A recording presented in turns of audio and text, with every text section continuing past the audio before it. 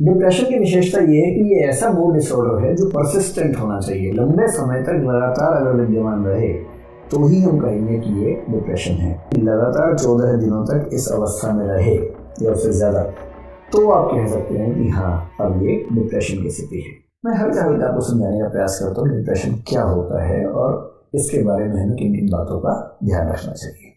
अगर मुझे डिप्रेशन को डिफाइन करना हो, देखिए डिप्रेशन एक तरह का मनोरोग है। जैसे शरीर में बहुत सारे रोग होते हैं, किसी को बुखार हो गया, हम कहेंगे कि उसको फीवर है, 103 टेम्परेचर है, उसको क्रोसिन देनी चाहिए। तो जैसे हमारे शरीर में समस्याएं होती हैं, वैसे हमारे मन में, हमारी चिंतन प्रक्रिया में, हमारी भावनाओं की प्रक्रिया में भी समस्याएं होती हैं। तो साइकोलॉजी में या साइकेट्री में ऐसी स्थितियों को रोग का नाम दिया गया है। उनमें से एक जो रोग है उसका नाम है डिप्रेशन, एक विशेष दशा का नाम डिप्रेशन है। अब देखिए मैं इसकी विशेषताएं बताऊंगा तो उसमें समस्या क्या है कि मनोविज्ञान में एक और रोग माना गया है कि जब किसी रोग का लक्षण सुन के किसी को लगने लगे कि हाँ मुझे ये है, हाँ ये तो मुझे भी है, ये अपने आप एक समस्या है।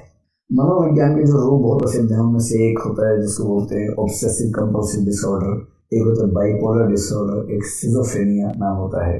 तो ऐसे नाम आपको आसपास सुनने को मिलते होंगे, कई लोग डराएंगे भी आपको, लेकिन इनसे डरने की बात नहीं है। बहुत सामान्य रूप में समझिए डिप्रेशन क्या है। देखिए डिप्रेशन क्या है, इसके बारे में पहला शब्द मैं ये लिख सकता हूँ, डिप्रेशन एक मूड डिसऑर्डर है। मूड का मतलब होता है मन स्थिति, हम किसी समय कैसा फील करते हैं उसको बोलते हैं मूड। आप लोग मूड शब्द का सामान्य जीवन में करते रहते हैं कि यार मेरा मूड अच्छा नहीं, यार मेरा मूड अच्छा है। तो किसी खास समय में हम अच्छा फील कर रहे हैं, बुरा फील कर रहे हैं, जनरली इसको बोलते हैं कि हमारा मूड कैसा है। तो मूड डिसऑर्डर है, यानी मूड से जुड़ी हुई समस्या है।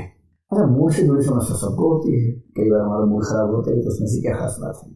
डिप्रेशन की विशेषता ये है कि ये ऐसा मूड डिसऑर्डर है जो परसिस्टेंट होना चाहिए। परसिस्टेंट का मतलब वो एक दिन का मामला नहीं है, एक घंटे का मामला नहीं है, लंबे समय तक लगातार अगर विद्यमान रहे तो ही हम कहेंगे कि ये डिप्रेशन है। और ये परसिस्टेंट होने का मतलब लंबे समय तक रहने की जो परिभाषा मनोविज्ञान में है वो है कि यदि ये 2 सप्ताह या 2 सप्ताह से अधिक अवधि के लिए है, अगर कोई व्यक्ति लगातार 14 दिनों तक इस अवस्था में रहे या उससे ज्यादा, तो आप कह सकते हैं कि हाँ, अब ये डिप्रेशन की स्थिति है। ऐसा हो सकता है कि हम लोग भी एक दिन ऐसा महसूस करें, किसके साथ ऐसा नहीं होता। मुझे आज भी महीने में कम से कम 1 या 2 दिन ऐसा लगता है कि चीजें जीवन में वैसी नहीं है जैसी होनी चाहिए। कभी कभी बहुत खराब लगता है, सबको लगता है, किसको नहीं लगता है। तो आपको महीने में 1 दिन, 2 दिन, 3 दिन, 4 दिन खराब लगता है, कुछ दिन आप खुश रहते हैं, ठीक रहते हैं, तो इसका मतलब है कि चिंता की बात नहीं है। आप कभी तूफानी मूड में आ जाते हैं, कभी अवसान में चले जाते हैं, तो ये चिंता की बात है। इसको बाइपोलर डिसऑर्डर कहते हैं, जो कि डिप्रेशन का एक विशेष रूप माना गया है। अगर आपने हनी सिंह का नाम सुना, जो बहुत प्रसिद्ध सिंगर है, हनी सिंह कितने प्रसिद्ध आदमी थे, पूरा देश उनकी धुनों में जिस समय नाच रहा था उस समय वो डिप्रेशन का इलाज करवा रहे थे। और ऐसा कहते हैं कि बाइपोलर सिंड्रोम से वो परेशान थे। बाइपोलर का मतलब होता है कि किसी समय बहुत उत्साह में चले जाना और फिर एक झटके में अचानक हताशा में डूब जाना। जब ऐसा विचलन किसी में होने लगे तो बोलते हैं कि बाइपोलर डिसऑर्डर है, जो एक प्रकार का डिप्रेशन ही माना जाता है।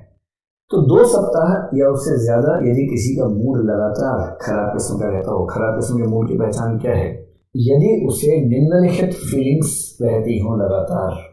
कौन सी फीलिंग्स? क्या महसूस करना चाहिए? क्या महसूस करेगा तो आप मान लेंगे कि हाँ, इस व्यक्ति को डिप्रेशन है। बेसिक बात है, जो एक फीलिंग है उसको बोलते हैं सैडनेस, दुख की भावना। यदि कोई व्यक्ति 2 हफ्ते से आपको लगातार दुखी दिख रहा है, वो लगातार तनाव में है, परेशान है, खुश नहीं दिखता है, हमेशा नाराज रहता है, गुस्सा रहता है, रोता रहता है या रोने जैसी अवस्था में रहता है, चिड़चिड़ा हो गया है, तुरंत इरिटेट हो जाता है, तो इसका मतलब वो अवस्था में या डिप्रेशन में चला गया है। इस सैडनेस को डिफाइन करने के बहुत सारे शब्द हैं। मैं आपको 4-5 शब्द बताता हूँ, आप इन शब्दों से अंदाजा लगा सकते हैं कि कोई व्यक्ति किस स्थिति में है। जैसे किसी व्यक्ति को ये लगने लगता है कि मेरे जीवन में अब कोई होप नहीं है, इसको बोलते हैं होपलेसनेस, हताशा, आशाहीनता, उम्मीद ही खत्म हो गई। जब कोई ये कहने लगे अरे यार कुछ नहीं होगा जीवन में हमसे, आप कहेंगे क्यों नहीं होगा, ठीक से पढ़ाई करो, ठीक से ये करो, सब कुछ होगा। अरे नहीं, अब नहीं होगा, बस अब मैं थक गया, अब मैं हार गया, अब नहीं हो पाएगा। यदि किसी व्यक्ति में हेल्पलेसनेस दिखने लगे, असहाय होने लगे, किसी स्ट्रगल में लगा हुआ था, किसी चीज के लिए लगातार भिड़ा हुआ था और उसको एक समय के बाद लगने लगे कि यार कोई मेरी सहायता नहीं करता, सिचुएशन लगातार खराब है, मेरा भाग्य एकदम खराब है, कहीं से कोई उम्मीद नहीं है। तो होपलेसनेस, हेल्पलेसनेस मिली जुली सी अवस्थाएं हैं। अगर ये स्थिति किसी के बारे में दिखने लगे। एक होती है वर्थलेसनेस, वर्थलेसनेस का मतलब होता है यदि किसी को ये लगने लगे कि उसके जीवन का कोई मूल्य नहीं है, निरर्थकता का एहसास करते हैं, मीनिंगलेसनेस का एहसास करते हैं कि मेरा कोई महत्व नहीं है, दुनिया में कोई मुझसे खुश नहीं रहता है, मेरे होने से किसी को फर्क ही नहीं पड़ता है, मेरी इस दुनिया में, मेरे परिवार में, मेरे दोस्तों में मेरी कोई हैसियत ही नहीं है, कोई नहीं पूछता मुझे। जब ये फील होने लगे इसको बोलते हैं वर्थलेसनेस की समस्या। कभी कभी होती है एक समस्या, उसको बोलते हैं पर्पसलेसनेस, यानी जीवन में कोई उद्देश्य नहीं बचा है। और पर्पसलेसनेस की अवस्था जैसे मैंने आपसे कहा कि 90-95 साल का व्यक्ति ये कहेगा मैंने सब कुछ तो जी लिया, अब कोई पर्पस बचा ही नहीं, मोटिवेशन बचा ही नहीं, तो मैं क्यों जिंदगी को ढोता रहूं। उस उम्र में ये भाव है तो समझ में आता है, लेकिन 30-35 की उम्र में ये भाव है तो समझ में नहीं आता है कि मेरे जीवन में कोई पर्पस नहीं है, मैं कुछ हासिल करना ही नहीं चाहता हूँ जीवन में।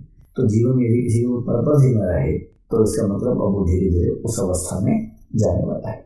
और जब ये स्थिति लगातार चलती है तो इस समय दो स्थितियां और आने लगती हैं।